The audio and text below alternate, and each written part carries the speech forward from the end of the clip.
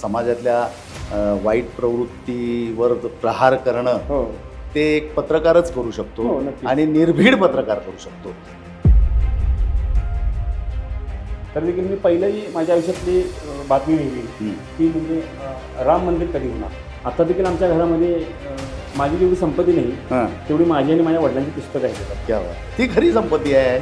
मग हे शिवधनुष्य पेलवेल याची खात्री होती तुम्हाला?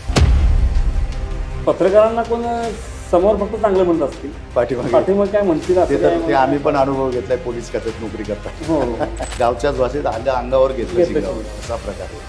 मी त्यांना सांगितलं की मी माझी बातमी लावत नसाल तर मी तुमच्याकडे काम करत नाही. आणि माझी आमची चर्चा झाली, सांगितलं की पत्रकारांना की दादू सर तुमची बातमी लागली नाही तर होय मग लागली नाही तर मग तुम्ही काम बंद करणार आहे. उद्या नाही लागले मग तुम्ही काम बंद केलं तर आम्ही तुमच्यासोबत येतो. आणि दुसऱ्या दिवशी मी काम बंद केलं. सगळ्या टीमनी काम बंद केलं आणि त्यांनीच मला संपादक केलं. नवीन पिढीला वाचनाची गोडी लावण्यात आम्ही अपयशी ठरलो. हा दोष आमच्याकडेच आहे असं मी म्हणतो. नक्की.